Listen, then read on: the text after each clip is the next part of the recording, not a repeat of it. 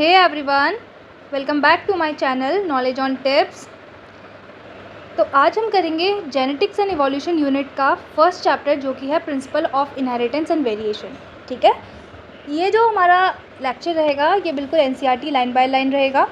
हमने अपनी जो यूनिट फर्स्ट है क्लास 12 की वो पूरी की पूरी कंप्लीट कर ली है। उसके अंदर हमारे 3 चैप्टर्स थे, sexual reproduction in flowering plant, human reproduction और आपका रिप्रोडक्टिव हेल्थ। ठीक है, तो वो तीनों ही चैप्टर हमने कंप्लीट कर लिए हैं बिल्कुल NCERT line by line with most important MCQs question हमने तीनों ही चैप्टर के करे हैं। तो you can check the playlist. तो आज हम करेंगे हमारा नेक्स्ट यूनिट है for the class 12 that is genetics and evolution. Genetics के अंदर हमारे 2 चैप्टर आते हैं जो कि होता है आपका principal of inheritance and variation और दूसरा आता है हमारा मॉलिक्यूलर बेसिस ऑफ इनहेरिटेंस। और जो हमारा इसके बाद जो हमारा जेनेटिक्स यूनिट का जेनेटिक्स एंड इवोल्यूशन का जो हमारा थर्ड चैप्टर है वो रहता है इवोल्यूशन। ठीक है, तो हमारे जो 3 चैप्टर्स हैं हम एक के बाद एक हम इसमें कंप्लीट करेंगे बिल्कुल एनसीईआरटी लाइन बाय लाइन हमारे ये लेक्चर्स रहेंगे। ठीक है, तो let's start the lecture. Chapter 4 principal of inheritance and variation. तो सबसे पहले देख लेते हैं कि क्या क्या टॉपिक हमें कवर करने हैं। सबसे पहले हमें कवर करना है Mendel's law of inheritance, then inheritance of 1 gene, inheritance of 2 gene, sex determination, mutation and then we have to discuss about the genetic disorders. ठीक है, तो एक के बाद एक हम इसमें कंप्लीट करते हुए जाएंगे। चलिए स्टार्ट करते हैं। Have you even wondered why an elephant always give birth to baby elephant not to some other animals, और why a mango seed form only mango plant and not the other plant. ठीक है, तो कभी आपने ऐसा सोचा कि जो एलिफेंट होता है वो बर्थ किसको देता है? बेबी एलिफेंट को, और जो मैंगो का सीड होता है वो हमारा मैंगो प्लांट ही फॉर्म करता है। तो आपने कभी ऐसा सोचा कि ऐसा क्यों हो रहा है? हाँ, हमने सोचा, और इसके पीछे जो हमारा रीज़न होता है वो होता है आपका जेनेटिक्स। ठीक है, given that they do are the offspring of identical to their parents और do they show difference in some of their characteristic. ठीक है, तो जो हमारे ऑफस्प्रिंग्स होते हैं वो बिल्कुल आइडेंटिकल होते हैं अपने पेरेंट्स से, या फिर वो कुछ डिफरेंसेस दिखाते हैं, तो कुछ वो डिफरेंसेस दिखाते हैं। Have you even wondered why siblings sometimes look so similar to each other और sometime even so difference? These are several related question or dealt with scientifically in a branch of the biology that is called as genetics। ठीक है, तो ये जो जितने भी हमारे question होते हैं कि कभी जो सिबलिंग्स होते हैं वो सिमिलर दिखते हैं, कभी जो होते हैं वो डिफरेंट दिखते हैं, तो ये सब कुछ जो हम आपकी जो हमारी बायोलॉजी की एक ब्रांच होती है जिसमें हम इसको डिस्कस कर रहे हैं ना, उसको हम बोलते हैं क्या? जेनेटिक्स बोलते हैं। ठीक है, this subject deals with the inheritance as well as variation of the characteristic from parents to the offspring। और जेनेटिक्स में हम पढ़ते हैं कि जो हमारा कैसे हमारा कोई जो वेरिएशंस होते हैं किस में? कैरेक्टरिस्टिक्स में, पेरेंट्स और ऑफस्प्रिंग में। ठीक है, मतलब हमारे कुछ ऐसे आपके वेरिएशंस दिखेंगे कैरेक्टरिस्टिक में पेरेंट्स और ऑफस्प्रिंग में। ऑफस्प्रिंग क्या होता है? जो हमारे जैसे प्रोजेनीज हैं ना, उनको हम बोलते हैं ऑफस्प्रिंग भी। ठीक है, तो क्या आपका वेरिएशन होता है कैरेक्टरिस्टिक में और पेरेंट्स और ऑफस्प्रिंग में, ये हम सब कुछ किसमें पढ़ते हैं? जेनेटिक्स में पढ़ते हैं। आगे देखो, inheritance is a process by which character are passed on from parents to the progeny. Inheritance क्या होती है? आपका इनहेरिटेंस एक प्रोसेस होती है जिससे आपका कैरेक्टरिस्टिक जो होता है वो पास होता है from parents to the progeny. ठीक है, एंड यही हमारा क्या होता है? बेसिक होता है फॉर द हेरिडिटी। ठीक है, इनहेरिटेंस क्या होती है? It is the process by विच जो करेक्टर्स होता है वो आपके पास ऑन होता है from parents to the progeny. Variation is a degree by which progeny differ from their parents. ठीक है, और वेरिएशन क्या होता है आपका कि आपका जो पेरेंट्स और ऑफस्प्रिंग है उसमें जो आपका जो डिफरेंस आ रहा है वो क्या हो गया? आपका वेरिएशन हो गया। ठीक है, प्रोजेनी बोले ऑफस्प्रिंग बोले सब कुछ सेम होता है। ठीक है, पेरेंट्स के बाद जैसे नेक्स्ट जनरेशन जो है उसको हम बोलते हैं प्रोजेनी या फिर ऑफस्प्रिंग। आगे देखते हैं, इतना तो आई थिंक आपको समझ में आ गया होगा। Human new from as early 8000 to 1000 BC। ठीक है, तो ये ईयर जो है वो हमारा नीट का PYQ भी है। ठीक है, that one of the cause of the variation was hidden in sexual reproduction. तो ये जो हम ह्यूमन्स होते हैं हमें फ्रॉम 8000 टू 1000 BC से पता है कि जो हमारा वेरिएशन कॉज कर रहा है, जो हमारे डिफरेंस आ रहा है ना between the progeny and the parent, वो किससे आता है? आपका वेरिएशन जो आता है वो आता है आपका ड्यू टू सेक्सुअल रिप्रोडक्शन। ठीक है, सेक्सुअल रिप्रोडक्शन की वजह से क्या आता है? वेरिएशन आता है किसी भी एक स्पीसी में। ठीक है, they exploited the variations that were naturally present in the wild population of the plants and animal to selectively breed and select for organism that possess desirable characteristic. और हमने क्या करा है, बहुत पुराने टाइम से ही ऑर्गेनिज्म का यूज़ करते हुए आए हैं जो हमारे लिए डिज़ायरेबल होता है ना। तो यहाँ पर एग्जाम्पल भी दिए, देखो। For example, through artificial selection and domestication from the ancestral wild cow. अब वाइल्ड काउ का नाम भी देगा यहाँ पर। We have well known including Indian breed जैसे कि Sahiwal cow in the Punjab, ठीक है। ये सब कुछ हमने क्या करा है, वेरिएशन के थ्रू ही, है ना, सेक्सुअल रिप्रोडक्शन करवा के इतनी अच्छी अच्छी वेराइटीज़ हम लेकर आ गए हैं, ठीक है। We must however recognize that through our ancestral new about the inheritance of characteristic and variation, they had very little idea about the scientific basis of this phenomena। तो क्या है कि हमारे एंसेस्टर को पता तो था कि सेक्सुअल रिप्रोडक्शन से क्या आता है, आपके वेरिएशंस आते हैं, ठीक है, और जो कि क्या होता है, आपका अच्छा होता है ना। मतलब देखो ऐसा क्या करते हैं कि कुछ करेक्टरिस्टिक, जैसे कि कोई जैसे साहिवाल काऊ है सपोज, ठीक है। साहिवाल काऊ में क्या था कि मिल्क प्रोडक्शन अगर अच्छा करना था तो क्या करा कि ऐसी काऊ ली जिसका मिल्क अच्छा होता है, ऐसे करके उन्होंने क्या करी, दो वेराइटीज़ को क्या कराया, उनके बीच में क्या करवाया, आपका फर्टिलाइजेशन करवाया, है ना। तो क्या हुआ, आपकी एक अच्छी वैरायटी के काऊ आ गई, है ना। तो वैसे ही हमारा जो सेक्सुअल रिप्रोडक्शन होता है वो क्या होता है कि हमें क्या मिले, बेस्ट मिले, ठीक है। इसलिए क्या होता है, सेक्सुअल रिप्रोडक्शन करवाया जाता है। और हमारे जो एंसेस्टर थे उनको बहुत पहले के टाइम से ही ये पता था कि जो आपका सेक्सुअल रिप्रोडक्शन होता है उसी से क्या आएगा, वेरिएशन आएगा, ठीक है। तो ये हो गया हमारा इंट्रोडक्शन वाला पार्ट। अब हम देखते हैं मेंडल्स लॉ ऑफ इनहेरिटेंस। चलिए फिर देख लेते हैं Mendel's law of inheritance. It was during the mid 19th century that headway was made in understanding of the inheritance. तो इम्पॉर्टेंट नेम है Gregor Mendel, okay. Conducted hybridization experiment on a garden pea for 7 years। तो हमारे जो ग्रीगर Mendel जो थे हमारे, ठीक है, उन्होंने जो आपका जो पी प्लांट था, गार्डन पी था ना, उसमें एक्सपेरिमेंट किया फॉर द 7 years, ठीक है। और उन्होंने 7 कॉन्ट्रास्टिंग पेयर्स भी हमें बताए थे, अभी हम आगे पढ़ेंगे, ठीक है।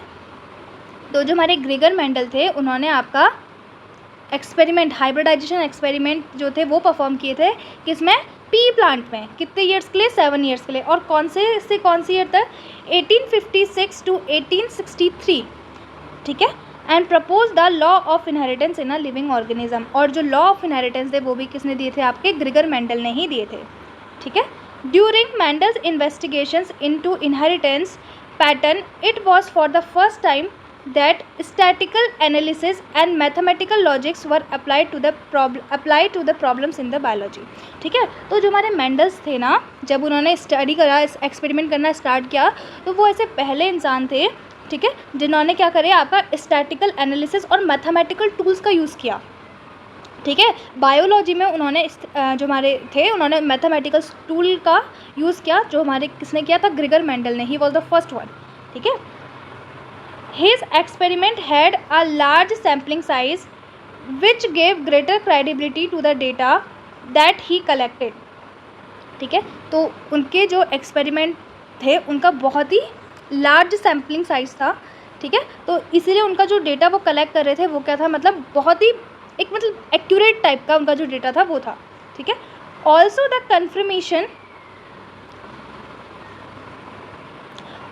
Confirmation of his inferences from experiment on successive generation of his test plant proved that the result pointed to be general rule of inheritance rather than being unsustainable ideas.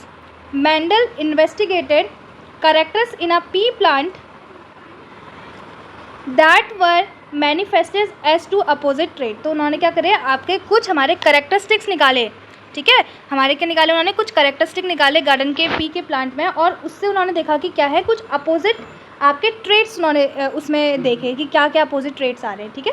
तो देखो पहला क्या है कि एग्जांपल, जैसे कि उन्होंने टॉल और ड्वार्फ प्लांट निकाला, ठीक है। तो हाइट के बेसिस पर उन्होंने क्या करा, करेक्टर हो गया क्या, हाइट।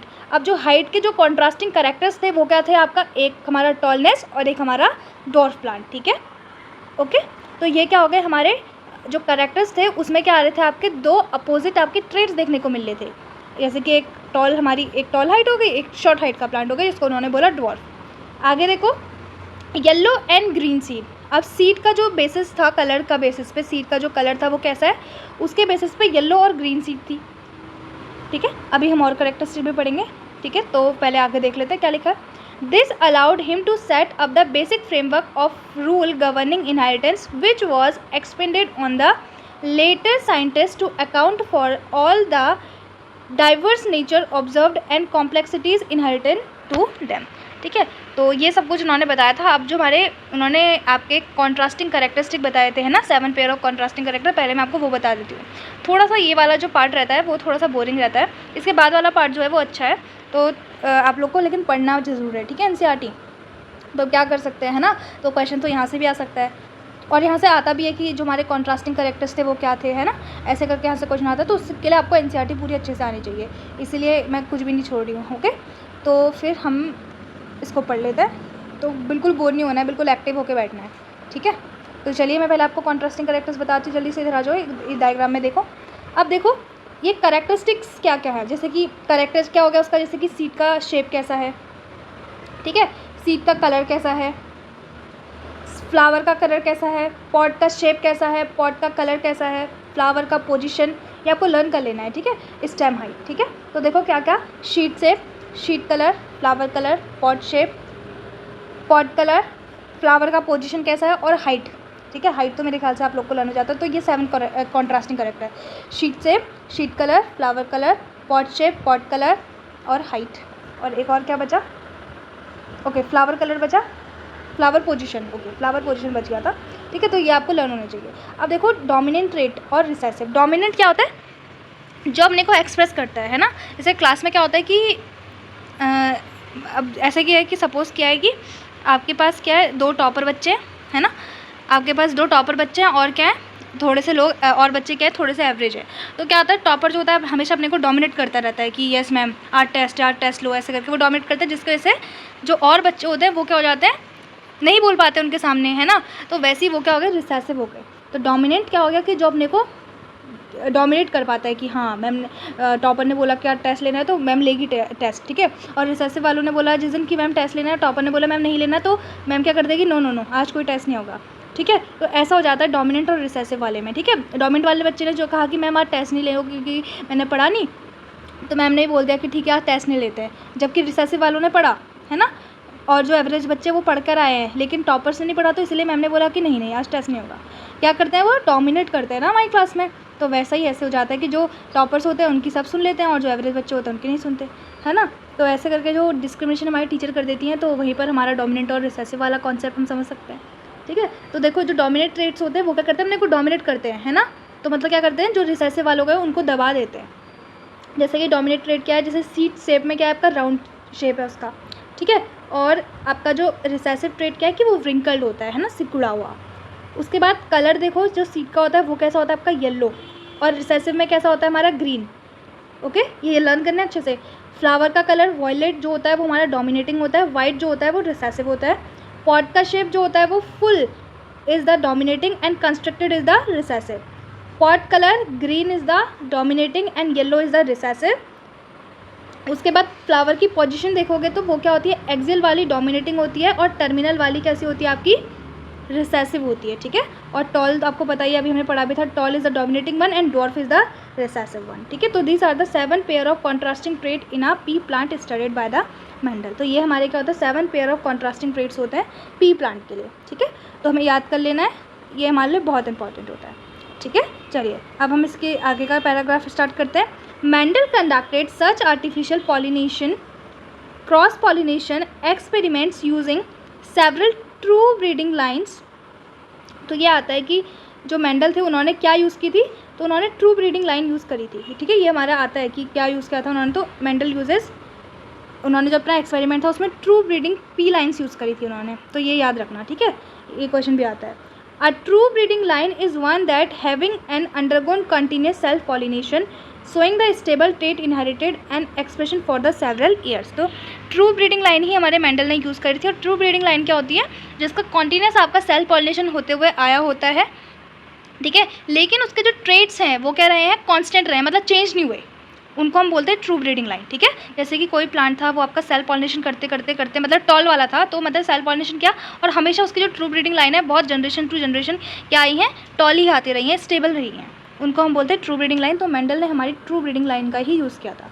अब आगे देखो, Mendel selected 14 true breeding pea plant varieties. तो मेंडल ने कितनी आपकी उसकी थी 14 true breeding pea plant varieties. तो 14 कैसे होगी, देखो जैसे 7 हमारे क्या हो गए, डोमिनेटिंग वाले करेक्टरिस्टिक हो गए, ट्रेड्स हो गए, और 7 हमारे क्या हो गए, आपके रिसेसिव वाले ट्रेड्स हो गए। तो टोटल कितने हो गए हमारे 14 हो गए, ठीक है। तो वैसे आपने बोल दिया कि 14 ट्रू ब्रीडिंग पी प्लांट की वेराइटीज़ उन्होंने यूज़ की थी as pair which were similar expected for the one character with the contrasting characters. वही जो मैंने एक्सप्लेन किया वही लिखा है।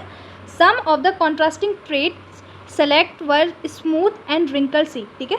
तो उन्होंने स्मूथ और रिंकल सीड ली थी, येलो एंड ग्रीन सीड्स ली थी, inflated that is the full and constructed green और येलो पॉड और टॉल और डॉर्फ प्लांट, ये सब कुछ उन्होंने कॉन्ट्रास्टिंग करेक्टर लिए थे जो कि हमने यहाँ पर डिस्कस कर लिए, ठीक है। एनसीईआरटी में इस वाले पैराग्राफ में ऐसे करके हाईलाइट करके इसको लिखो कि very very important, very very important, ठीक है। सबसे पहले अगर आप चाहते हैं अच्छा स्कोर करें तो मैं जो बता रही हूँ 4.1 से आप क्या करो, सबसे पहले ये जो टेबल दे रखी है हमें इसको लर्न करो जल्दी से। सबसे पहले वीडियो को भी बंद करो अभी, है ना, जितना पढ़ लिया उतना रिवाइज़ करो, अभी यहाँ तक का रिवाइज़ कर लो, ये सारे के सारे जो हमारे करेक्टर्स हैं इनको याद कर लो पहले, ठीक है। अभी पॉज करो, फटाफट याद करो, फटाफट फिर तुम दोबारा वीडियो चला के फिर देखना, ठीक है।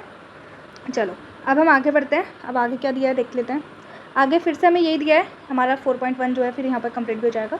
तो वही है, फिर 4.1 में हमें वही अगेन यहाँ पर वही दिया है कि जो हमारे कॉन्ट्रास्टिंग ट्रेड्स हैं वो देखो, ये करेक्टर्स दे रखे हैं हमें, है ना, और ये कॉन्ट्रास्टिंग ट्रेड्स दे रखे हैं क्या क्या हो सकते हैं। तो करेक्टर क्या है, स्टेम का हाइट कैसा है, फ्लावर का कलर कैसा है, फ्लावर का पोजीशन, पॉट शेप कैसा है, पॉट कलर, पॉट क्या होता है ना, जो ये बाहर का जो छिक्कल होता है जिसको हम बोलते हैं ना मटर, जिसके अंदर मटर भरी होती है हमारी, तो ये जो बाहर का छिक्कल है इसको हम बोलते हैं पॉट शेप, ठीक है। और पॉट कलर जो है, इसका कलर कैसा है, पॉट शेप क्या है कि इसका शेप कैसा है, तो वही है, ठीक है। तो देखो आगे क्या लिखा है कि pot shape, pot colour, okay, fish sheet shape और फिश शीट कलर, शीट जो उसके अंदर है वो क्या है, फिर स्टेम हाइट, फ्लावर हाइट, तो मैंने आपको सब कुछ बता ही दिया था। तो इनको आप पहले अच्छे से लर्न करेंगे, फिर आप जा कर के आगे बढ़ेंगे, ठीक है।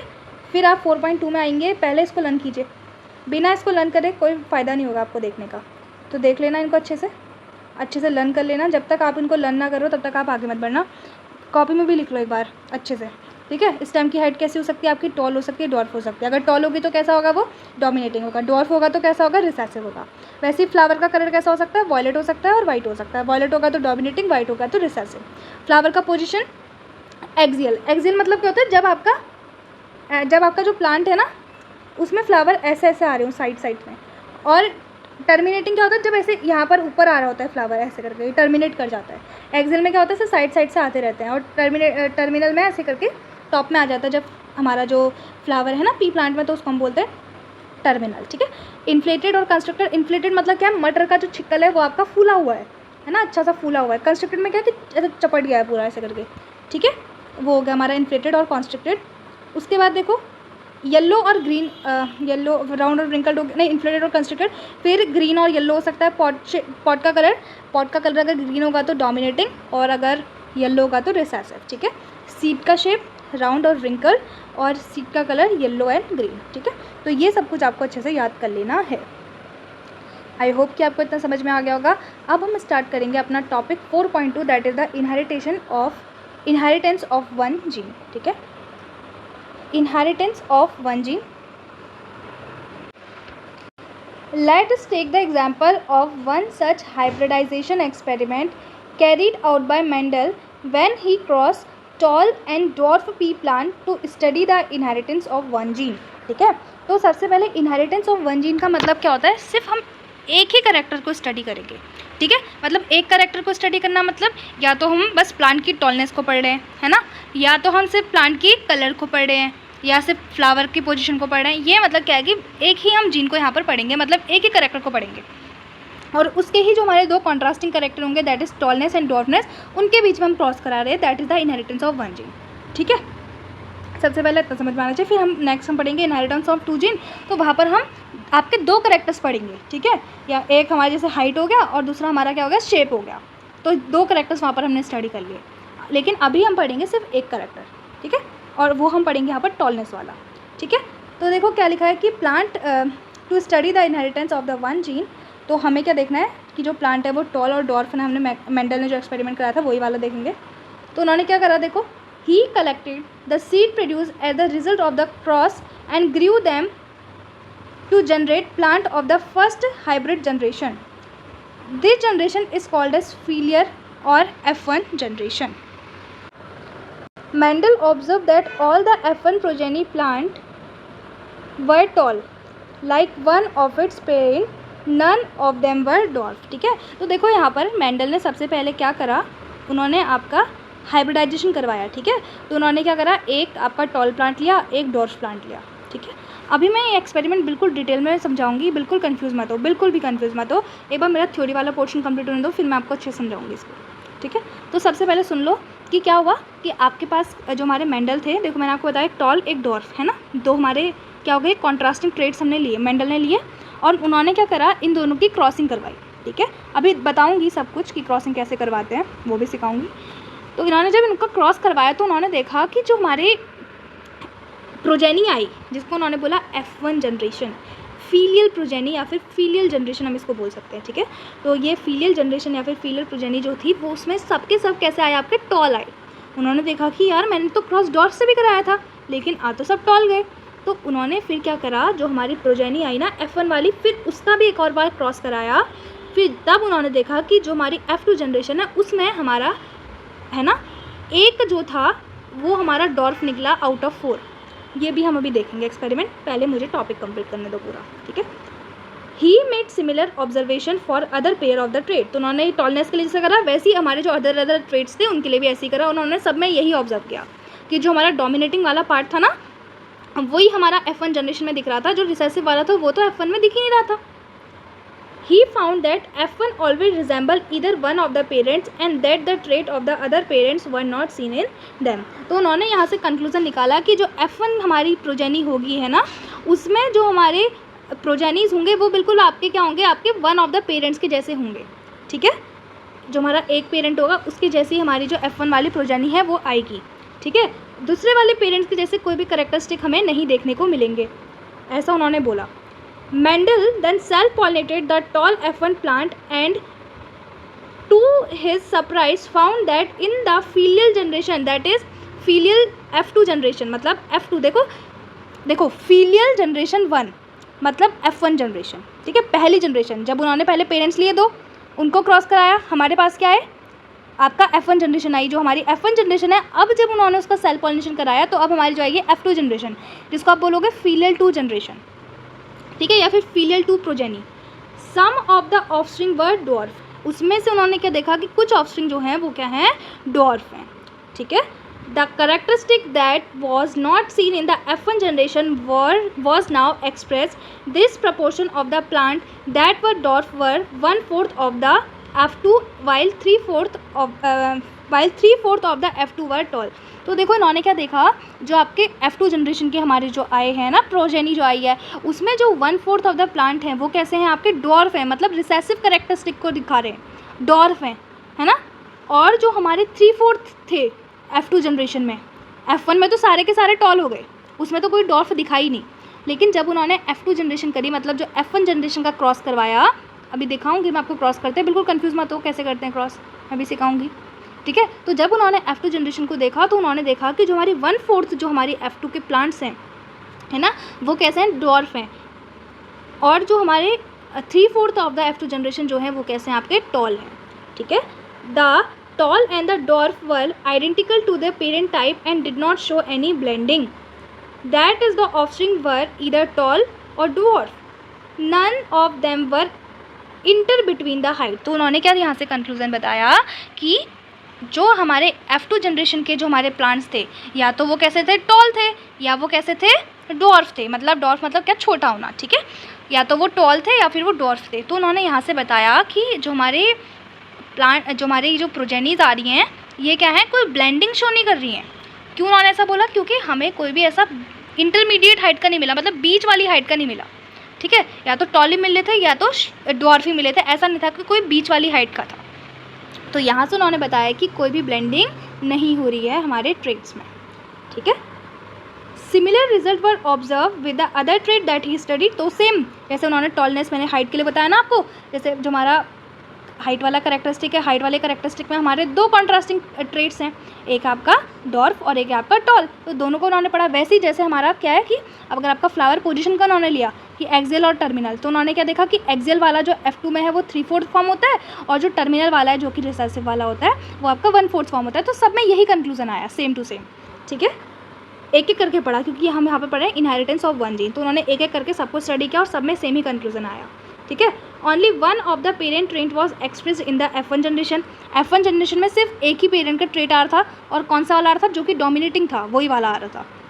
While at the F2 generation both of the trait were express in the proportion 3:1, ठीक है। लेकिन F2 में क्या हो रहा था, आपका दोनों ही पेरेंट्स का ट्रेट आ रहा था इन रेशियो 3:1। 3:1 कैसे कह रहे हैं, क्योंकि हमारा हमने बोला कि जो 3/4 थे वो टॉल थे, और जो सिर्फ 1/4 थे वो कैसे थे, डॉर्फ थे। तो 3 हमारा टॉल का आ गया, 1 हमारा कहाँ का आ गया, आपका डॉर्फनेस वाला आ गया, रिसेसिव वाला आ गया। तो यहाँ से हमारा रेशियो आता है 3:1 के रेशियो में F2 जनरेशन में हमें देखने को मिला, ठीक है। The contrasting trait did not show any blending इधर in the F1 and F2 stage. तो हमारे जो कॉन्ट्रास्टिंग ट्रेट्स थे उन्होंने ना ही F1 में और ना ही F2 में कोई ब्लेंडिंग नहीं शो करी है, ठीक है। अब पहले मैं क्या करती हूँ ना, आप लोग को ये जो हमारे जो क्रॉसेस हो रहे हैं ये कैसे हो रहे हैं ये समझा देती हूँ, फिर उसके बाद हम अपने नेक्स्ट पेज पे जाएंगे, ओके। देखो, सबसे पहले मैंने क्या बोला कि उन्होंने क्या लिए थे, दो पेरेंट्स लिए थे, है ना। और जो पेरेंट्स थे वो क्या थे, बिल्कुल प्योर थे, है ना। हमने बोला था ना उन्होंने ट्रू ब्रीडिंग लाइन ली थी, है ना, पी प्लांट की। तो देखो मतलब उसका क्या है कि उन्होंने बिल्कुल प्योरली टॉल, मतलब उसमें कोई ऐसा नहीं है कि मिक्सड है। तो प्योरली टॉल को हम रिप्रेजेंट करते हैं कैपिटल T और कैपिटल T से, ठीक है। और वैसे ही अगर प्योरली ड्वार्फ हो कोई स्पीसी है तो उसको हम रिप्रेजेंट करते हैं स्मॉल t और स्मॉल t से, ठीक है। तो सबसे पहले जो उन्होंने पेरेंट लिए थे हमने हाइट के बेसिस पे लिया, टॉलनेस और ड्वार्फनेस, ठीक है। तो हमारे पेरेंट कैसे हैं, टॉल है और ड्वार्फ है। टॉल होगा पेरेंट्स तो उसको रिप्रेजेंट करोगे आप कैपिटल T और कैपिटल T से, ठीक है। उसके बाद अगर आपका जो पेरेंट है वो कैसा है, डॉर्फ है, तो स्मॉल t और स्मॉल t से आप रिप्रेजेंट करोगे। इसी को हम बोलते हैं प्योर टॉल, या फिर आप बोलोगे इसको होमोजाइगस टॉल, याद रख लो अभी से, ठीक है। होमोजाइगस टॉल बोलते हैं इसको हम, ठीक है। और अगर आपका बिल्कुल स्मॉल t और स्मॉल t है तो उसको हम बोलते हैं होमोजाइगस ड्वार्फ, ठीक है। अगर कैपिटल T तो होमोजाइगस टॉल, स्मॉल t तो होमोजाइगस ड्वार्फ, या फिर आप इसको बोलोगे प्योर टॉल या फिर प्योर ड्वार्फ, ठीक है। अब देखो इनमें क्या होता है, हम जो हमारे एक करेक्टरिस्टिक है हम उसको ऊपर लिख लेते हैं और दूसरे करेक्टरिस्टिक को हम यहाँ पर लिख लेते हैं। इसको हम बोलते हैं पुनिटी स्क्वायर। क्या बोलते हैं इसको, पुनिटी स्क्वायर बोलते हैं। जब हम अभी थ्योरी पढ़ेंगे ना उसमें आएगा, लेकिन मैं आपको पहले बता देती हूँ। उसके बाद मैंने आपको बताया कि F1 जनरेशन उन्होंने देखी, क्या हुआ, इन पेरेंट्स के बीच में उन्होंने क्रॉस कराया। F1 जनरेशन उन्होंने कैसे निकाली, देखो एक पेरेंट को उन्होंने जो हमारा कैपिटल T और स्मॉल t जो हमारा रिसेसिव पेरेंट है, ठीक है। ये हमारा रिसेसिव होता है ना, मैंने बताया था डॉर्फ वाला रिसेसिव होता है, ये वाला डोमिनेंट होता है। तो आप कहीं भी रख सकते हो, ऐसा नहीं है कि जो डोमिनेंट है उसको यहाँ या कहीं भी, जहाँ आपकी मर्जी है, लेकिन दोनों को साथ में रखना, है ना। तो अब क्या करेंगे, पहले ये वाले को इससे करोगे तो क्या आ जाएगा, कैपिटल T स्मॉल t। फिर ये वाले को इससे करोगे तो क्या आ जाएगा आपका कैपिटल T स्मॉल t, ठीक है। फिर इस वाले को इससे करोगे तो फिर कैपिटल T स्मॉल t या स्मॉल t कैपिटल T, जैसे भी आपको लिखना है। फिर उसके बाद स्मॉल t कैपिटल T तो कैपिटल T स्मॉल t। तो देखो यहाँ पर क्या हुआ, आपका capital T small t, capital T small t, capital T small t, capital T small t। और जो ये आपका कैपिटल T स्मॉल t होता है ना, इसे क्या बोलते हो आप,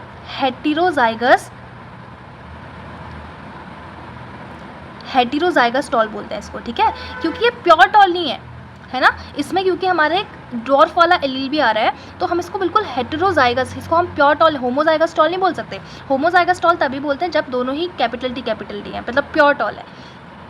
जब एक कैपिटल T और एक स्मॉल t है तो उसको हम बोलते हैं हेटेरोजाइगस टॉल, है ना, क्योंकि मिक्सिंग है यहाँ पर कि स्मॉल भी है और आपका कैपिटल भी है, ठीक है। तो इसलिए हम इसे बोलते हैं क्या, हेटेरोजाइगस टॉल, याद रखना, ठीक है। इसे आप क्या बोलते हो, हेटेरोजाइगस टॉल, ठीक है। तो इसको आप बोलेंगे हेटेरोजाइगस टॉल, ये आपको याद रखना है। अब देखो यहाँ पर क्या है, हमारे आपके capital T small t, capital T small t, capital T small t, capital T small t। Capital T small t का मतलब भी क्या होता है कि जो हमारा प्लांट है वो कैसा है, आपका टॉल है, ठीक है। कैपिटल T स्मॉल t का, क्योंकि जो स्मॉल वाला होता है वो अपने को क्या करता है, रिप्रेजेंट नहीं कर पाता, रिसेसिव होता है, अभी समझाया, क्योंकि रिसेसिव वाला क्या करता है, अपने को नहीं लेके आ पाता। अब ऐसा है, देखो मैंने आपको टॉपर वाला एग्जाम्पल दिया। अब देखो क्या है, दोनों ही टॉपर एब्सेंट है, ठीक है। अब सब आप एवरेज बच्चे हो, है ना। तो अब सब एवरेज बच्चे हो तो क्या होगा, अब टीचर को आपकी ही सुननी पड़ेगी, क्योंकि अब टॉपर्स तो आए नहीं आज, है ना। तो टॉपर आए नहीं तो आज तो आपकी सुनेगा टीचर। तो ऐसा होगा कि अगर आपका जो टॉपर है उसके एब्सेंस में एवरेज वाले बच्चे क्या कर पाएंगे, डोमिनेट कर पाएंगे, है ना। तो वैसे ही होता है कि अगर जब आपका ये डोमिनेटिंग वाला जो हमारा करेक्टर है वो एब्सेंट हो जाए, है ना, जो डोमिनेटिंग वाला ट्रेट है अगर वो एब्सेंट होगा तब जाके ये हमारा रिप्रेजेंट कर पाता है कौन, डॉर्फ वाला, है ना। अगर हमारा कैपिटल टी ना होता, स्मॉल टी ही होता, तब जाके अपने को क्या कर पाता, रिप्रेजेंट कर पाता।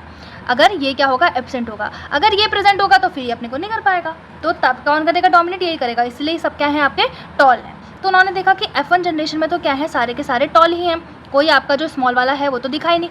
फिर उन्होंने एक और बार हमारा क्या कराया, क्रॉस करवाया, और फिर हमारे F2 के जो रिजल्ट थे वो क्या थे। अब देखो यहाँ से हम ले लेते हैं कैपिटल टी एक स्मॉल टी को और एक कैपिटल टी एक स्मॉल टी को। अब देखो अब फिर से वैसे ही क्रॉस कराने जैसे हमने पहले कराया था, capital T multiplied by capital T capital T, capital T multiplied by small T capital T small T, capital T small T capital T small T, small T small T small T small T. ठीक है, अब देखो ये क्या है, आपका homozygous tall, मतलब pure tall है ये आपका। ठीक है, ये क्या है आपका होमोजाइगस टॉल हो गया। ये कैसा हो गया आपका, हेट्रोजाइगस टॉल हो गया। ठीक है, ये वाला भी कैसा हो गया आपका, हेट्रोजाइगस टॉल हो गया।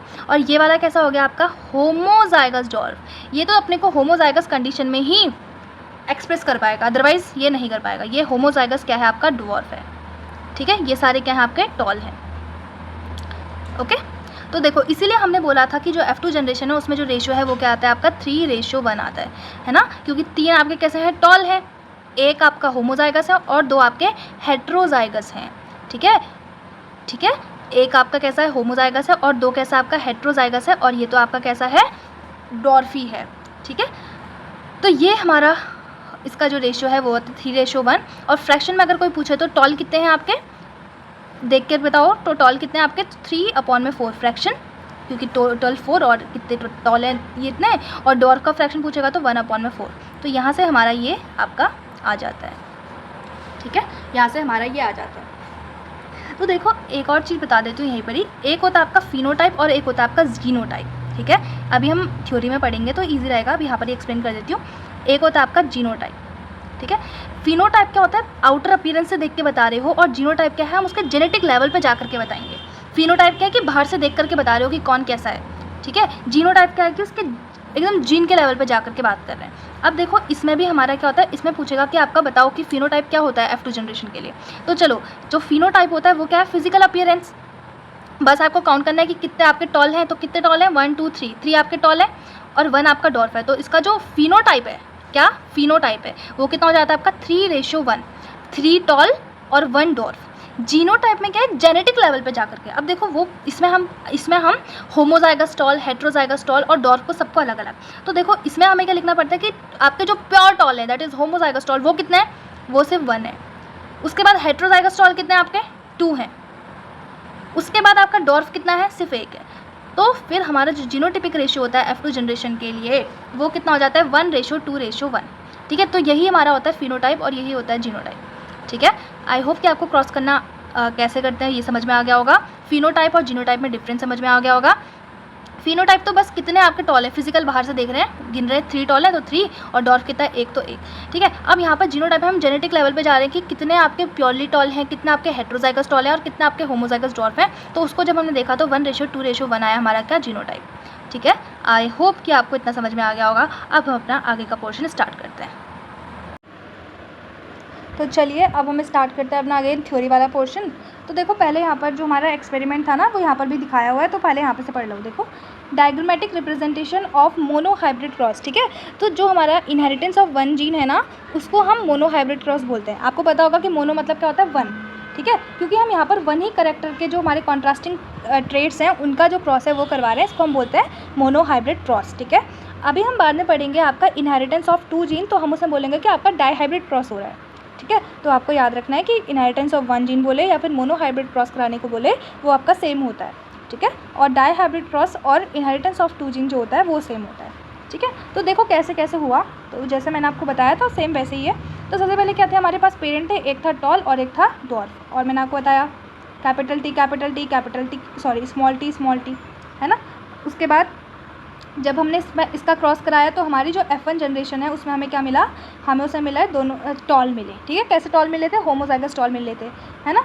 और फिर ये हमारी F1 जनरेशन हो गई। फिर F1 जनरेशन के जो हमारे capital T capital T capital T capital T को जब हमने क्रॉस कराया तो हमें क्या मिले आपके 3 तो हमारे कैपिटल, एक हमारा कैपिटल टी मिला, दूसरा हमारा कैपिटल टी स्मॉल टी मिला, तीसरा हमारा कैपिटल टी स्मॉल टी मिला, और जो फोर्थ वाला था वो हमारा कैसा मिला, हमारा स्मॉल टी मिला, that is a dwarf variety हमें मिली। ये हमने सब कुछ डिस्कस कर लिया। तो इसका जो रेशियो था वो क्या था, हमारा फिनोटिपिक रेशियो, जो कि था 3:1, ठीक है। और मैंने आपको जीनोटिपिक बता दिया, दैट इज़ योर कितना होता है बताओ जल्दी से, 1:2:1, ठीक है। तो चलिए फिर अब आगे बढ़ जाते हैं। अब यहाँ से हम अपना थ्योरी वाला पोर्शन स्टार्ट कर लेते हैं फिर से। तो चलो फिर देखो क्या लिखा है। Based on this observation, Mendel proposed that something has been stably passed down unchanged from parents to the offspring through the gametes over successive generation. He called this as factor. Now we call them genes, ठीक है। तो देखो क्या हुआ, जो हमारे Mendel थे ना, उन्होंने क्या बोला कि आपका कुछ ऐसी चीज़ जो हो रही है पेरेंट्स से ऑफस्प्रिंग में पास हो रही है, ठीक है, और ऐसे पास हो रही है कि उसमें कोई चेंज नहीं आ रहा, अनचेंज हो रहा है, वो वैसे ही पास हो जा रहा है, ठीक है। तो उन्होंने बोला कि कैसे पास हो रहा है, in the form of gametes pass हो रहा है, ठीक है। और आपको आई होप कि गैमीट्स पता होगा कि अब क्या होता है ना, ह्यूमन रिप्रोडक्शन हमने पढ़ लिया है, उसमें हमने बहुत गैमीट्स के बारे में पढ़ा, ठीक है। तो उन्होंने बोला कि गैमीट्स के थ्रू क्या हो रहा है, पास ऑन हो रहा है ना। उन्होंने बोला कि ये जो चीज़ है वो चेंज भी नहीं हो रही है, तो उन्होंने उसको नाम दे दिया फैक्टर्स, और इन फैक्टर्स को ही अब हम क्या बोलते हैं, जीन्स बोलते हैं, ठीक है। Genes therefore are the unit of inheritance. तो ये हमारा ध्यान नहीं देते हम लोग कि जो हमारा यूनिट ऑफ इनहेरिटेंस है वो किसको बोलते हैं, तो यूनिट ऑफ इनहेरिटेंस बोला जाता है जीन्स को, ठीक है। Unit of inheritance is genes. तो याद रखना है, बहुत इंपॉर्टेंट क्वेश्चन है, ठीक है। इसको हम दूसरे कलर से हाईलाइट कर लेते हैं ताकि हमें चमके आँखों में कि जो हमारी इनहेरिटेंस की यूनिट होती है वो क्या होती है, आपकी जीन्स होती है, ठीक है। आगे देखते हैं। They contain the information that is required to express a particular trait in an organism।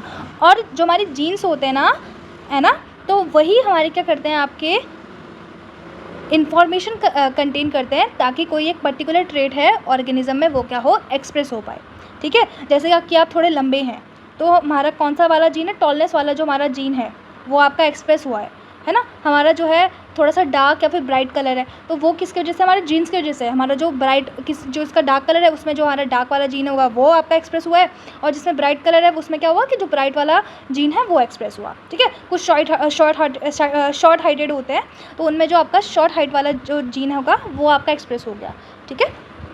तो ऐसे करके आपका ये सब कुछ होता है। तो जीन्स जो होते हैं वो क्या करते हैं, आपका इन्फॉर्मेशन कैरी करते हैं जो एक पर्टिकुलर ट्रेट को एक्सप्रेस करने के लिए आपका रिक्वायर्ड होता है ना। और ट्रेट क्या हो सकता है, जैसे कि टॉलनेस, है ना, डॉर्फनेस, है ना। जैसे कि प्लांट के बारे में बात करें तो प्लांट के बारे में तो टॉलनेस, डॉर्फनेस, सीड कलर, है ना, पॉट शेप की कैसा है उसका शेप, इन्फ्लेटेड है या फिर कंस्ट्रिक्टेड है, ये सब कुछ, ठीक है। Genes which code for a pair of the contrasting trait are known as allele. और जो आपके जीन्स कोड करते हैं for the pair of contrasting characters उन्हीं को क्या बोलते हैं आप, अलील्स बोलते हैं। That is they are slightly different from the they are slightly different form of the same gene, ठीक है। If we use alphabetic symbol for each gene, then capital letter is used for the trait expressed as the F1 stage and the small alphabet for the other trait, ठीक है। तो अगर हम alphabetical letter का use करें तो देखो यहाँ पर हमें एग्जांपल भी देते हो कैसे लिखा है। इन केस ऑफ द, जैसे कि हाइट आपका ले रखा है, capital T is used for the tall trait and small T is used for the dwarf trait. ये मैंने आपको आगे भी बता दिया था, ठीक है।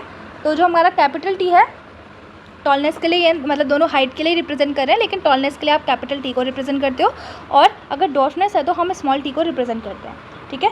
And capital T small T are the alleles of each other. और ये कैपिटल टी और स्मॉल टी क्या है, एक दूसरे के ही अलील्स होते हैं। Has the plant the pair of the alleles for the height would be. अब देखो प्लांट के लिए जो हमारा पेयर ऑफ अलील रहेगा हाइट के लिए वो क्या रह सकता है आपका, capital T capital T. Capital T होगा तो दैट इज़ और homozygous tall, pure tall. Capital T small T भी क्या होगा, टॉल ही होगा लेकिन हेट्रोजाइगस टॉल। और स्मॉल टी कैसा हो जाता है आपका, ड्वार्फ हो जाता है, ठीक है, दैट इज़ और होमोजाइगस ड्वार्फ, ठीक है। Mendel also proposed that in true breeding, tall or dwarf pea varieties that allelic pair of the genes for the height are identical। अगर सेम है तो उन्हें बोलेंगे आप homozygous, that is capital T और small T, ठीक है। Identical भी बोल सकते हो, होमोजाइगस भी बोल सकते हो, और प्योर टॉल या फिर प्योर डॉर्फ भी बोल सकते हो, ठीक है। तो उसको आप रिप्रेजेंट कैसे करेंगे, कैपिटल टी और कैपिटल स्मॉल टी से, ठीक है। और अगर capital T and small T are called as genotype of the plant, while descriptive term tall and dwarf are the phenotype. ठीक है, जैसे मैंने बोला कि कितने टॉल प्लांट हैं, तो मैंने बोला कि चलो बताओ कि टॉल और डॉर्फ का जो रेशियो है वो कितना है, तो आपने सीधे बोला कि 3:1। इसी को हमने बोल दिया कि फिनोटाइप। मैंने सीधे से बोला कि बताओ टॉल और डॉर्फ कितने हैं। ठीक है, लेकिन अगर मैंने पूछा जैसे कि आपके जो कैपिटल टी वाला है, कैपिटल टी स्मॉल टी वाला, स्मॉल टी वाले कितने हैं, तो आप तब मुझे बताएंगे जीनोटाइप क्या होता है। वही वहाँ पर लिखा हुआ है कि उसको बोलते हो जीनोटाइप। जो आपका कैपिटल टी और स्मॉल टी होता है इस कॉल्ड है जीनोटाइप। और अगर आपका डिस्क्रिप्टिव टर्म हम टॉलनेस और डॉर्फनेस, टॉल कितने हैं डॉर्फ कितने हैं पूछ रहे हैं, तो आप बोल दोगे उसको क्या है, वो फिनोटाइप पूछा जा रहा है, ये बोल दोगे। ठीक है, इतना समझ में आया। What then would be the phenotype of the plant and the genotype, that is the capital T बताओ। तो जो हमारा फिनोटाइप है प्लांट का वो क्या होगा, जिसका genotype capital T small T है। क्या पूछ रहा है कि आपका जीनोटाइप कैपिटल टी और स्मॉल टी है, तो उसका फिनोटाइप क्या होगा बताओ। तो कैसा होगा, फिनोटाइप टॉल होगा, है ना। तो प्लांट तो टॉल ही होगा, फिनोटाइप बोलो बताओ बोल रहा है, तो कैपिटल में भी फिनोटाइप क्या फिनोटाइप क्या होता है आपका, कैपिटल टी स्मॉल टी में जो फिनोटाइप होता है वो टॉल होता है। ठीक है, तो पूछ रहा है कि genotype capital T small T का जो फिनोटाइप होगा वो क्या होगा, तो आप लिख देंगे टॉल होगा, सीधे कोई डाउट नहीं रहेगा इसमें। ठीक है, तो आगे बढ़ते हैं। देखो आगे क्या लिखा है, as Mendel found phenotype of the F1 heterozygote capital T small T be exactly like capital T parent in the appearance, he propose that in the pair of the dissimilar factors one dominates and the other in the F1 and hence it is called as dominating factor while the other factor is a recessive factor। ठीक है, तो देखो हमारे जो Mendel थे तो उन्होंने क्या देखा कि जो आपकी F1 जनरेशन है उसमें क्या आपका हेट्रोजाइगस कंडीशन थी। मतलब हाइड्रोजाइगोट मतलब क्या है कि एक कैपिटल टी और एक स्मॉल टी देखने को मिल रहा है, और जो आपका कैपिटल टी स्मॉल टी है वो बिल्कुल हमारा जो कैपिटल टी जो जैसे जो उसके थे ना, जैसे कैरेक्टर क्या था कैपिटल टी का कि वो टॉलरेंस के लिए दिखा रहा था। तो उन्होंने देखा जो आपका F1 जनरेशन में कैपिटल टी स्मॉल टी है वो भी बिल्कुल आपका कैपिटल टी और कैपिटल टी के जैसे ही कैरेक्टर शो कर रहा है। ठीक है, तो उन्होंने यहाँ से कंक्लूज़न निकाला कि ये जो है वो क्या कर रहा है कि यहाँ पर एक फैक्टर तो आपका डोमिनेट कर रहा है और जो दूसरा फैक्टर है वो क्या कर रहा है, रिसेसिव हो जा रहा है। मतलब यहाँ पर जो एक फैक्टर है वो क्या कर रहा है, दूसरे को दबा दे रहा है ना। मैंने आपको बहुत अच्छे से समझा दिया था। तो वही उन्होंने बोला कि F1 जनरेशन में जो हमारा फैक्टर क्या है आपका एक्सप्रेस कर रहा है, उसको हम बोल देंगे डोमिनेटिंग फैक्टर। यहाँ पर टॉलनेस डोमिनेट कर रहा था, तो यहाँ पर हमारा जो डोमिनेटिंग फैक्टर हो गया वो क्या हो गया, आपका टॉलनेस हो गया। और मैंने आपको याद करने को भी बोल दिया था, याद भी हो गए होंगे अब तो सबको। ठीक है, और जो दूसरा फैक्टर जो रिसेसिव है वो आपका क्या हो गया, डॉर्फनेस हो गया। In this case capital T for the tallness is dominate over the small t for the dwarfness, this is recessive। तो यहाँ पर जो small t है वो क्या हो गया, आपका recessive हो गया। He observed identical behavior for all the other characteristic trait pair that he studied। ठीक है, तो सारी उन्होंने एक करके सारी पेयर के लिए ये एक्सपेरिमेंट परफॉर्म किया, लेकिन हमारी एनसीईआरटी में सिर्फ टॉलनेस के लिए बताया, तो हम टॉलनेस के लिए पढ़ते हैं, लेकिन उन्होंने करा सबके लिए था। जितने भी हमारे 7 कैरेक्टर्स थे ना उन सब के लिए उन्होंने 1 by 1 ये एक्सपेरिमेंट करे हुए थे। ठीक है, it is conventional and logical to use the capital and the lower case of an alphabetic symbol to remember the concept of the dominant and the recessive. तो क्या बोल रहा है कि जो कैपिटल लेटर है और एक स्मॉल लेटर है, ये हम जो कैरेक्टर्स है उसको रिप्रेजेंट करने के लिए और रिमेंबर करने के लिए यूज़ करते हैं। Do not use capital T for tallness and small T for the dwarfness. ठीक है, because you will find difficulty to remember whether capital T and small d are the alleles of the same gene or characteristic or not. Allele can be similar as in the case of the homozygous and can be dissimilar in the case of the heterozygote। ठीक है, जिसको हमने हाइड्रोजाइगस भी बोल दिया था। ठीक है, heterozygote small T and capital T. ठीक है, तो अगर सिमिलर हैं तो उसे आप बोल दोगे हेट्रोजाइगोट या फिर हेट्रोजाइगस कंडीशन। ठीक है, या तो आप उसे बोल दोगे क्या, हेट्रोजाइगस कंडीशन। ऊपर लिखा भी था, ऊपर नहीं लिखा है ना हेट्रोजाइगस, होमोजाइगस लिखा है खाली। हाँ, तो अगर आपका कैपिटल टी स्मॉल टी तो उसे आप बोलोगे कि होमोजाइगस कंडीशन है। अगर आपका लिखा है कैपिटल टी स्मॉल टी तो इसे आप बोल दोगे कि कैसी कंडीशन है आपकी, हेट्रोजाइगोट कंडीशन या फिर हेट्रोजाइगस कंडीशन है। ठीक है, capital T small T homozygous condition या फिर homozygote condition. Capital T small T इसे आप बोल दोगे हेट्रोजाइगोट कंडीशन या फिर हेट्रोजाइगस कंडीशन। ठीक है, इतना क्लियर हो गया सबको। तो अब हम आगे बढ़ते हैं, चलिए। Since the capital T small t plant is heterozygous for gene controlling one character, that is height, it is a monohybrid and the cross between capital T and small t is a monohybrid cross। ये मैंने आपको बता दिया था, है ना। तो जो हमारा क्या है, आपका कैपिटल T प्लांट है वो क्या आपका हेट्रोजाइगस है for gene controlling only one character. ये हमारा जो करेक्टर है कैपिटल T और स्मॉल t जो है वो आपका कैसा करेक्टरिस्टिक शो कर रहा है, आपका टॉलनेस का करेक्टरिस्टिक शो कर रहा है, हाइट का करेक्टरिस्टिक शो कर रहा है। ठीक है, तो इसको क्या बोल दोगे। और यहाँ पर हम सिर्फ क्या यूज़ कर रहे हैं, आपका एक ही करेक्टर यूज़ कर रहे हैं जो कि आपका हाइट है ना। सिर्फ एक ही करेक्टर यूज़ कर रहे हैं जो कि हाइट, और हाइट के अंदर हमारे दो ट्रेट क्या हैं आपके, एक है हमारा टॉलनेस और एक है हमारा डॉर्फनेस। इसको हम क्या बोल देते हैं कि ये क्या आपका मोनोहाइब्रिड क्रॉस है। समझ में आ रहा है? तो इसको क्या बोल देते हैं हम कि ये मोनोहाइब्रिड क्रॉस है। ठीक है, बस सुनते जाओ अच्छे से और रिवाइज़ करते जाओ, है ना। जितने में ब्रेक नहीं लेना है, बस रिवाइज़ करते जाओ, आ जाएगा सबको समझ में। बोर नहीं होना बिल्कुल भी, है ना, क्योंकि बोर हो जाएंगे तो फिर कैसे कंप्लीट होगा चैप्टर। कंप्लीट तो करना ही है, हमें ही करना है, आज नहीं तो कल। ठीक है, तो देखो कैसे होता है। देखो यहाँ पर हमारी मोनोहाइब्रिड कंडीशन समझ में आई। मैंने आपको बताया था डाईहाइब्रिड कब होती है, जब हम दो कैरेक्टरिस्टिक यूज़ करेंगे तो डाईहाइब्रिड, या फिर आप बोलोगे उसे inheritance of the two genes. अब देखो, from the observation that the recessive parental trait is expressed without any blending in the F2 generation, we can infer that when the tall and the dwarf plant produce gamete by the process of the meiosis, कौन सी process होती है, meiosis होती है। ठीक है, जब आपके gametes form होते हैं तो कौन सी प्रोसेस होती है, meiosis फॉर्म होती है। The alleles of the parent pair separate or segregate from each other and only one allele is transmitted to the gamete। तो यहाँ पर क्या होता है, बोल रहा है कि आपकी कोई ब्लेंडिंग तो हुई नहीं, ना F1 में हुई ना F2 में हुई, है ना। अगर ब्लेंडिंग होती तो कोई हमें बीच वाली हाइट का तो प्लांट दिखता, लेकिन यहाँ पर तो हमें कोई दिखा नहीं। तो इन्होंने बोला कि कोई ब्लेंडिंग नहीं हो रही है, तो क्या हो रहा है, आपके जो गेमीट्स फॉर्म हो रहे हैं ना by the process of the meiosis, है ना, तो वो क्या हो जाते हैं, आपके सेपरेट हो जाते हैं, सेग्रीगेट हो जाते हैं फ्रॉम ईच अदर। ठीक है, और सिर्फ एक ही अलील जो होता है वो आपका ट्रांसमिट होता है टू द गैमीट। मतलब क्या होता है, आपके जो मतलब सेम जो हमारे अलील्स हैं वो क्या करते हैं, सेम अलील जो होते हैं, दोनों ही अलील हमारे नहीं आ जाते, वो क्या कर जाते हैं, आपका सेग्रीगेट कर जाते हैं। ठीक है, ब्लेंड नहीं करते। मतलब this segregation of the allele is random process and so there are 50% of the chances of the gamete containing either the allele as has been verified by the result of the crossing. In this way the gamete of the tall T plant has the allele of T gamete and the dwarf have small t plant have the allele of small t. तो यहाँ पर क्या होता है, आपके 50% chances होते हैं कि जो आपका गैमीट में से अलील जाएगा वो स्मॉल टी वाला जाएगा या फिर कैपिटल टी वाला जाएगा। ठीक है, क्योंकि दोनों सेग्रीगेट कर जाते हैं, है ना।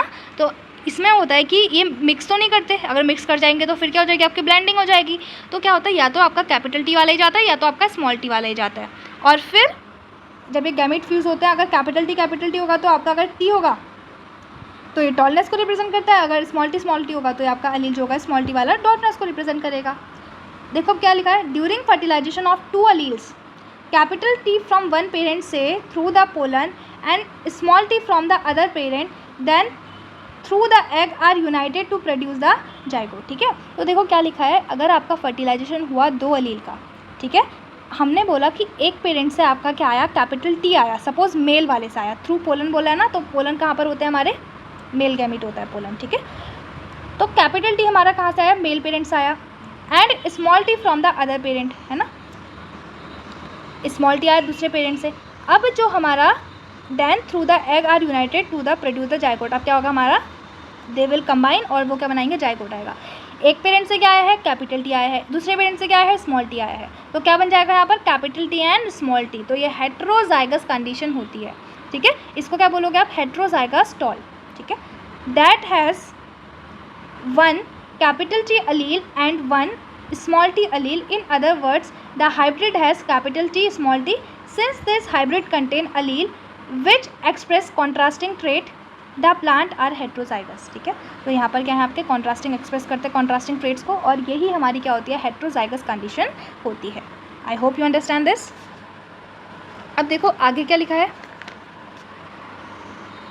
the production of the gamete by the parent, the formation of the zygote the F1 and the F2 plant can be understood from the diagram that is called as Punnett square. तो जो मैंने आपको बताया था ना, वो ऐसे square करके मैंने अभी बनाया था, ऐसे मैंने बोला इसको पुनीट स्क्वायर बोलते हैं। तो ये जो हमारा F1 और F2 की जो हमारी जनरेशन है, इसको हम पढ़ सकते हैं बाय पुनीट स्क्वायर, ठीक है, as shown in the figure 4.4। It was, अब देखो किसने डेवलप किया था, क्यों इसको पुनीट स्क्वायर बोलते हैं, ये देखते हैं हम। बहुत ही मतलब ये बहुत ही एकदम बकवास सा टॉपिक होता है ये वाला स्टार्टिंग का, ठीक है। इसमें बस ऐसा लिखा होता है, लेकिन इंपॉर्टेंट बहुत है। बेसिस जो होता है यहीं से बनता है, इसका बेसिक जो है पूरे चैप्टर का ना, पुनीट स्क्वायर, ये सब कुछ हमें आगे बहुत काम आता है। अगर यही नहीं आएगा तो फिर आगे कोई पढ़ने का फ़ायदा नहीं, और यहाँ से क्वेश्चन पक्का आएगा, ठीक है। इसलिए मैं कह रही हूँ कि बोर मत हो थोड़ा सा, है ना, समझ लो अच्छे से एक बार, कि बार बार ना पढ़ना पड़े बस, ठीक है। It was develop by British genetics Reginald C. Punnett.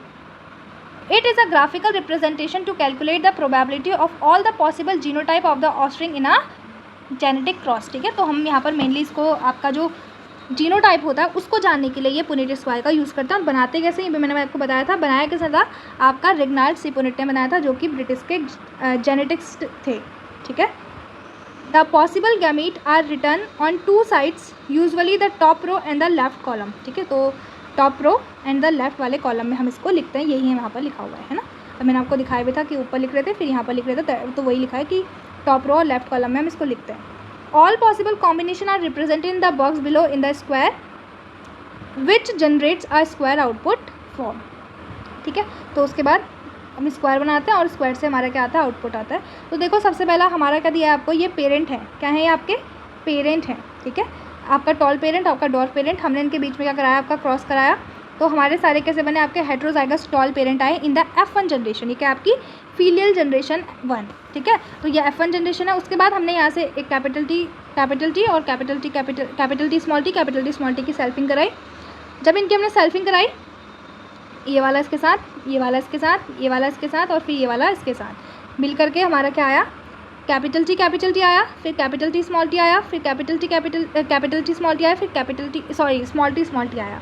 तो यहाँ से हमारा ये आई F2 जनरेशन, ठीक है। ये हमारे क्या हैं, गैमीट्स हैं, ठीक है। NCERT में देख लो अच्छे से, मैंने बताया भी, अभी आपको समझा भी दिया है सब, ठीक है। उसके बाद देखो ये हमारे क्या बने, आपका होमोजाइगस टॉल, हेट्रोजाइगस टॉल और ये हमारा क्या बना, आपका डॉर्फ। फिनोटाइप लिखना होगा तो सीधे टॉल कितने हैं वो देखो, गिनो कितने हैं, 1 2 3 टॉल हैं, 3:1। तो और डॉर्फ कितना है 1, तो 3:1 सीधे हमारा क्या हो जाएगा, इसका रेशियो हो जाएगा, है ना। और अगर जीनोटाइप पूछेगा तो जीनोटाइप में तो आपको हेट्रोजाइगस होमोजाइगस कंडीशन देखनी पड़ेगी। तो हमारा कैपिटल टी तो मतलब प्योर टॉल है, तो ये 1 एक ही है, क्योंकि और 2 तो हमारे कैसे हैं, आपके हेट्रोजाइगस टॉल हैं। तो ये हमारा क्या हो गया, 2 हो गया, और ये हमारा डॉर्फ एक ही है, तो 1:2:1 हमारी कंडीशन हो गई, ठीक है। तो सबसे पहले पेरेंट, फिर F1 जनरेशन और फिर F2 generation. A Punnett square used to understand a typical monohybrid cross conducted by Mendel between true breeding tall plants and true breeding dwarf plant, ठीक है। तो उन्होंने ट्रू ब्रीडिंग बोला है बेटा, बार बार देखो, true breeding tall and true breeding dwarf, मतलब एकदम प्योर टॉल जिसमें कोई भी आपका मिक्सिंग नहीं है, ठीक है। तो ट्रू ब्रीडिंग मतलब क्या होता है, जिसमें कोई और करेक्टरिस्टिक नहीं दिख रहा हो, तो बिल्कुल प्योर उन्होंने लिए हुए थे, ठीक है। अब हम आगे बढ़ते हैं, चलिए। The Punnett square shows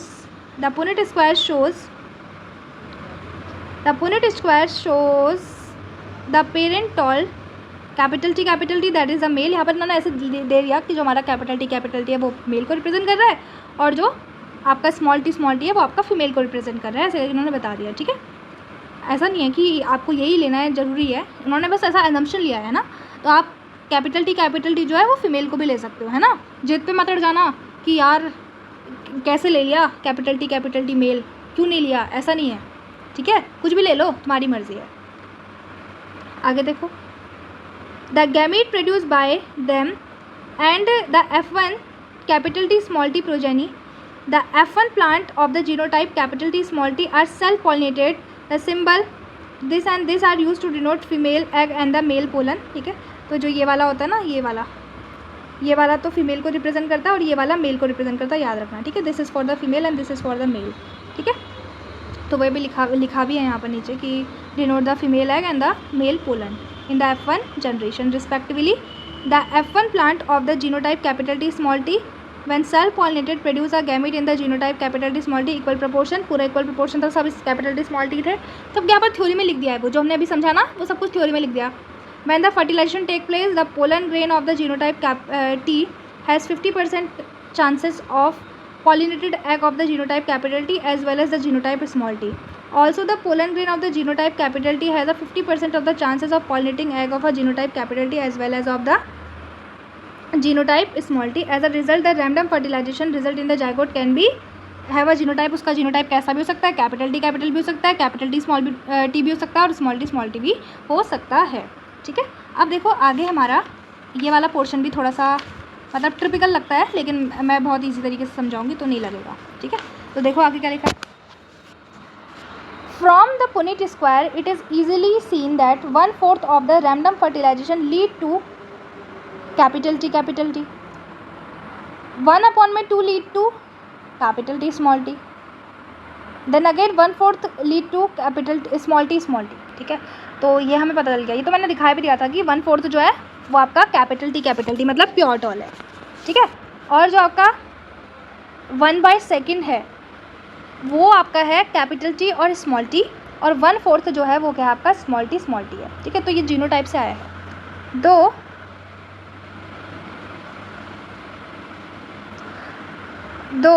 the F1 have genotype of capital T small t but the phenotypic characteristic seen is tall. ठीक है. तो जो उसका phenotypic characteristic होगा वो तो आपको tall ही दिखेगा, लेकिन जीनोटाइप में हमें पता चल जाएगा कि 1:2:1 है तो 1 मतलब कैपिटल टी 2 है तो कैपिटल टी स्मॉल टी, और आपका 1 जो है वो रिप्रेजेंट कर रहा है स्मॉल टी को. ठीक है. लेकिन फिनोटाइप से हमें कुछ पता नहीं चलेगा. फिनोटाइप में कैपिटल टी स्मॉल टी भी होगा तो हम भी बोलेंगे कि यार टॉल है. ठीक है. लेकिन जब हम जीनोटाइप देखेंगे तब हमें पता चलेगा कि अरे ये तो आपका हेट्रोजाइगस टॉल है, अच्छा चोरी करता है. ठीक है. तब पता चलेगा हमें, ये तो नहीं पता चलेगा कुछ. फिनोटाइप में कुछ पता नहीं चलेगा. At F2 3/4 of the plant are tall where some of them are small T capital T while other are capital T small T. ठीक है. तो हमें पता चल गया था कि जो हमारे कुछ आपके कैपिटल टी थे और कुछ आपके कैपिटल टी स्मॉल टी थे, और एक ही आपका क्या था स्मॉल टी था. तो यहाँ से हमने बताया कि जो उसका फिनोटाइप था वो 3/4 ऑफ द जनरेशन वर जो आपके टॉल थे, और जो सिर्फ 1 था आपका 1/4 of them were dwarf. Externally it is not possible to distinguish between the plant with the genotype capital T and small t. Hence, with the genotypic pair capital T small t, only one characteristic capital T expresses. Hence, the character capital T or the tall is said to be dominant over the allele small t, that is the dwarf character. ठीक है. तो देखो एक चीज़ यहाँ पर doubt आती है कि ये 1/2 कहाँ से लिख गया है ना. तो ये 1/2 कहीं से नहीं लिखा. देखो क्या होता है कि देखो 1/4 हिस्सा जो है वो टॉल है ना. 2/4 हिस्सा जो है वो क्या है आपका उसका कैपिटल टी और स्मॉल टी है, दैट इज होमोजाइगस टॉल है. और जो 1/4 पार्ट होता है उसका है ना वो कैसा है आपका ड्वार्फ है. तो जब इसको डिवाइड कर देते हैं ना 1/2, हम बायोलॉजी वालों की दिक्कत यही होती है कि यार इतनी सी मैथ्स आ गई तो हम घबरा जाते हैं, यार ये कैसे हो गया है ना. तो वही 1/2 यहाँ से आ जाता है. ठीक है. I hope now it will be clear to you, है ना. वैसे आना तो नहीं चाहिए था, इतना तो आ ही जाता है समझ में, बट मैंने सोचा क्या पता ना आए, है ना, तो इसीलिए बता दिया. चलो फिर तो वही लिखा है कि जो हमारा कैपिटल टी होता है वो आपका डोमिनेटिंग हो जाता है, और जो स्मॉल टी होता है वो आपका डॉर्क करेक्टर होता है, जो कि आपका रिसेसिव हो जाता है. It is thus due to this dominance of one character over the other all the F1 are tall though the genotype is capital T small t, and in the F2 3/4 of the plant were tall though the genotype were 1/2 of the capital T small t, only 1/4 of them were capital T and capital T. This lead to the phenotypic ratio 3/4 tall, 1/4 capital T or 1/2 capital T small t and 1/4 capital T small t, and their ratio is 3:1, but the genotypic ratio will be 1:2:1. Capital T small T capital T बोल के ना ऐसे हो गया है. चलो देखो अब क्या बोल रहा है. देखो सब कुछ इजी है, वही सब कुछ लिखा है. वो क्या कह रहा है कि जब हम फिनोटाइप देखते हैं तब हमें पता नहीं चलता, तब तो हमें लगता है कि डायरेक्ट 3/4 टॉल है इतना, ये 1/4 जो है वो डॉर्फ है. लेकिन जब हम उसका जीनोटिपिक रेशियो देखते हैं तो तब हमें पता चलता है कि उसका जो रेशियो है वो क्या 1:2:1 आता है जीनोटिपिक रेशियो. ठीक है. तो ये वाला जो 1 है ये किसको रिप्रेजेंट कर रहा है आपका कैपिटल T, फिर ये जो 2 है ये किसको रिप्रेजेंट करता है, कैपिटल T स्मॉल टी, और फिर जो ये हमारा 1 है ये कैपिटल रिप्रेजेंट कर रहा है स्मॉल टी, और जो ये हमारा 3:1 है ये रिप्रेजेंट कर रहा है, 3 किसको रिप्रेजेंट कर रहा है आपका कैपिटल T को, और 1 किसको रिप्रेजेंट कर रहा है आपका स्मॉल टी, और सॉरी रुको, जो आपका ये 3 है ये रिप्रेजेंट कर रहा है आपका कैपिटल T, और 2 कैपिटल T स्मॉल टी को रिप्रेजेंट कर रहा है, इसलिए 3 यहाँ से हुआ और 1 कहाँ से आया आपका स्मॉल टी से आया। ठीक है, इतना क्लियर हो गया। ठीक है, ओके। कोई भी डाउट आएगा तो मुझसे कमेंट सेक्शन में पूछ लेना। ठीक है, ओके। अगर मैंने कहीं गलत बोल दिया हो तो वो भी मुझे बता देना कि आपने यहाँ पर गलत बोल दिया, वो भी मैं सही कर दूँगी। ठीक है, ओके। चलो फिर आगे बढ़ते हैं। The 1/4 ratio 1/2 ratio 1/4 ratio of capital T ratio capital T ratio small t is mathematically consideration to form a binomial expression. This has the gamete bearing capital T small t equal in the frequency of 1/2 expression expanded. ये सब कुछ पढ़ लो, इससे तुम्हें ज़्यादा कुछ मतलब नहीं रखना है। ठीक है, ये हमारे कुछ ज़्यादा काम भी नहीं आती है, बस वही तुम्हें याद रखना है। ये रेशो याद रख लेना, हाईलाइट कर देती हूँ जो इंपॉर्टेंट है। ठीक है, ये तुम्हें फॉर्मूले से कुछ मतलब नहीं है, मैं सही बता रही हूँ, है ना। अगर होता तो मैं समझा देती, लेकिन यहाँ से कुछ मतलब नहीं है। ये हमारा इंपॉर्टेंट है, ये हमने पढ़ लिया। ये फार्मूला तुम रहने दो इसको। ठीक है, तो मैं एक चीज़ याद रखो, अगर तुम्हें कभी भी बोले कि total number of gametes form करने हैं, ठीक है, ऐसा क्वेश्चन आता है कि find the total number of gametes. ठीक है, तो इसको कंप्लीट करने के बाद लास्ट में पढ़ाती हूँ टोटल नंबर ऑफ गैमीट्स अगर आपको फाइंड करने तो कैसे फाइंड करोगे। ठीक है, तो पहले इसको पैराग्राफ को कंप्लीट कर लेती हूँ, फिर जो हमारा क्वेश्चन आता है उसको बताती हूँ कि क्वेश्चन आपका आएगा कैसा। ओके, चलो। Mendel self-pollinated the F2 plant and found that the dwarf F2 plant continues to generate dwarf in the F3 and F4 generation. He concluded that the genotype of the dwarf was homozygous small t. What do you think he would had he self-pollinated a tall F2 plant? तो वो बोल रहा है जब उन्होंने क्या करा कि आपका जो हमारा डॉर्फ प्लांट जो हमारे F2 जनरेशन में आए थे उनको F3 और F4 में जब उन्होंने क्रॉस करवाया तो उन्होंने क्या देखा कि अभी भी नीचे भी डॉर्फ ही आ रहे हैं, F3 और F4 में जनरेशन में भी हमारे डॉर्फ प्लांट ही आ रहे हैं।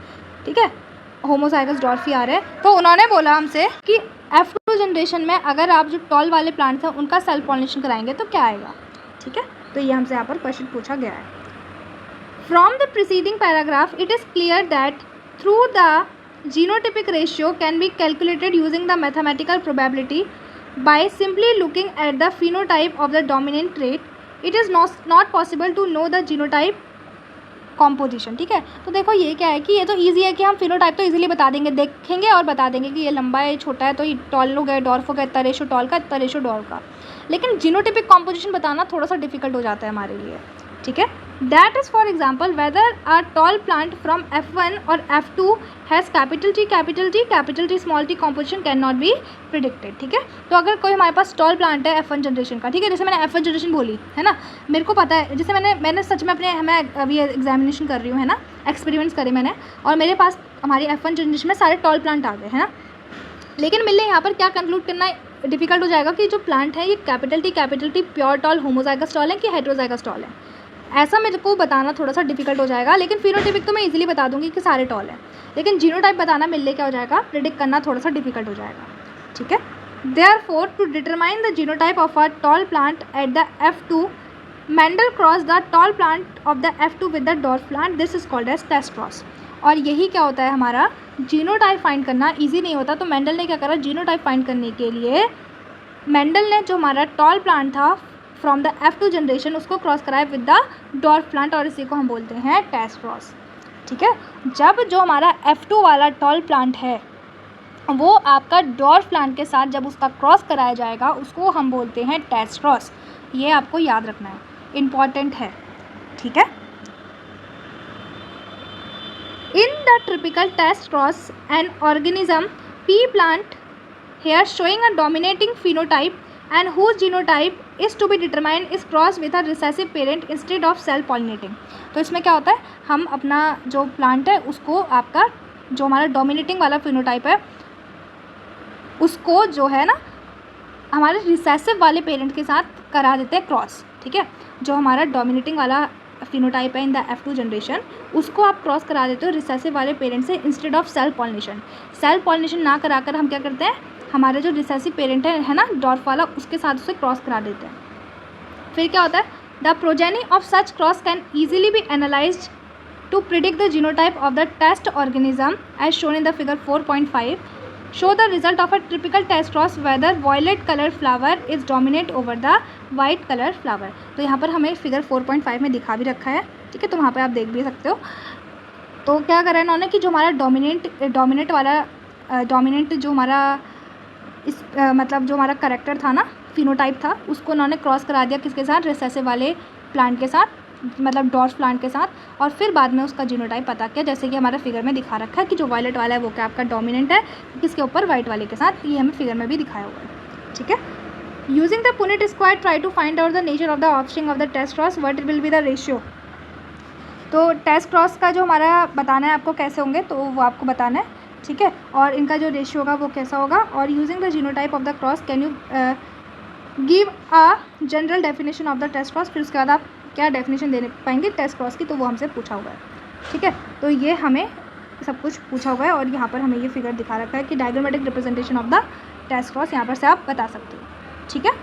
आगे क्या है, based on the observation on a monohybrid cross Mendel propose 2 general rules to consolidate his understanding of inheritance in a monohybrid cross. Today this rules are known as principle of law of inheritance, ठीक है। तो Mendel ने अपने इस monohybrid cross से हमारे laws दिए और इन्हीं लॉज को आज हम बोलते हैं प्रिंसिपल और लॉज ऑफ इनहेरिटेंस, ठीक है। और जो हमारा फर्स्ट लॉ है वो क्या कहता है, आपका लॉ ऑफ डोमिनेंस बोलते हैं, और सेकंड लॉ को बोलते हैं आप लॉ ऑफ सेग्रीगेशन। इन्हीं को आगे हम डिस्कस करने जा रहे हैं, लेकिन उससे पहले मैंने बोला था एक आपका क्वेश्चन टाइप आता है इसमें, वो हम डिस्कस कर लेते हैं कि क्या आता है, ठीक है। अब जो मैं क्वेश्चन टाइप बोल रही थी वो आता है कि टाइप्स ऑफ गैमीट कितने फॉर्म हो सकते हैं, ठीक है। तो देखो टाइप्स ऑफ गैमीट अगर कभी भी फाइंड करने हो तो कैसे फाइंड करोगे, सबसे पहले क्या करोगे, टाइप्स ऑफ गैमीट आपको फॉर्म करना है इज इक्वल्स टू 2n, है ना, 2 की पावर n, ठीक है। 2 की पावर n कर दोगे और n क्या होता है यहाँ पर, नंबर ऑफ हेट्रोजाइगस। और मैंने आपको बता दिया हेट्रोजाइगस मतलब क्या होता है ना, कि दोनों अगर सेम नहीं है तो वो हेट्रोजाइगस कंडीशन हो जाती है। तो मैंने यहाँ पर 2 एग्जाम्पल दिए हैं, देखो इसमें क्या है, कैपिटल T और स्मॉल t, ये क्या है, हेट्रोजाइगस कंडीशन है। कैपिटल R स्मॉल r ये कैसी है, हेट्रोजाइगस कंडीशन है। तो यहाँ पर आपके कितने हेट्रोजाइगस हैं, 2 हेट्रोजाइगस हैं, है ना, एक कैपिटल T स्मॉल t, एक कैपिटल R स्मॉल r। तो जो हमारे हेट्रोजाइगस होते हैं उसको हम कहाँ लिखते हैं, पावर में, जो कि n होती है। तो 2 की पावर n में क्या पर क्या लिख दोगे, 2 की पावर 2 और इज इक्वल्स टू हमारा आंसर जाएगा 2 इंटू 2। 2 का पावर मतलब क्या होता है, 2 इंटू 2, तो कितना आ जाएगा आपका 4 आ जाएगा। तो आपके टाइप्स ऑफ गैमीट कितने फॉर्म हो जाएंगे, यहाँ पर 4 फॉर्म हो जाएंगे। उसके बाद नेक्स्ट एग्जांपल है कैपिटल T स्मॉल t और कैपिटल R। तो यहाँ पर सिर्फ एक ही हमारा हेट्रोजाइगस कंडीशन देखने को मिल रही है, तो सिर्फ इसकी पावर जो होगी वो क्या रहेगा, आपका 1 रहेगा। तो 2 की power 1 that is equals to 2, है ना। तो यहाँ पर सिर्फ हमारे कितने गैमीट फॉर्म होंगे, आपके 2 गैमीट फॉर्म होंगे। तो ये हमारा फॉर्मूला होता है अगर कभी भी हमें गैमीट फाइंड करने होते हैं कितने गैमीट होंगे उसके लिए, ठीक है। तो आई होप कितना समझ में आ गया होगा। और टेस्ट क्रॉस आपको डेफिनेशन समझ में आ गई कि क्या क्या होता है टेस्ट क्रॉस, तो वो भी आपको समझ में आ गया होगा। आई होप कितना क्लियर होगा, ठीक है। अब जो हमारा लॉ ऑफ डोमिनेंस है इसको हम अपने पार्ट 2 से स्टार्ट करेंगे, ठीक है। तब तक आप लोग को क्या करना है, जितना भी हमने पढ़ा है उतना आपको अच्छे से रिवाइज़ कर लेना है, ठीक है। एक बार और इस चैप्टर से गो थ्रू होकर चले जाना है और बस जिस भी एग्ज़ाम की आप तैयारी कर रहे हैं उसके क्वेश्चन प्रैक्टिस कर लो। अभी तो मत करो अभी, क्योंकि अभी हमने ज़्यादा कवर भी नहीं किया है। तो जितना अभी तक हमने पढ़ लिया बस उसको अच्छे से रिवाइज़ कर लो, 1-2 बार NCERT को अच्छे से पढ़ लो। बैक एक्सरसाइज में अगर कोई क्वेश्चन दिखता है तो उसको कर लो, ठीक है। फिर पार्ट 2 देख लो, फिर पार्ट 2, पार्ट 3, मतलब मोस्टली हम इसको 3 या फिर 4 पार्ट में इसे कंप्लीट कर देंगे। Okay, thank you.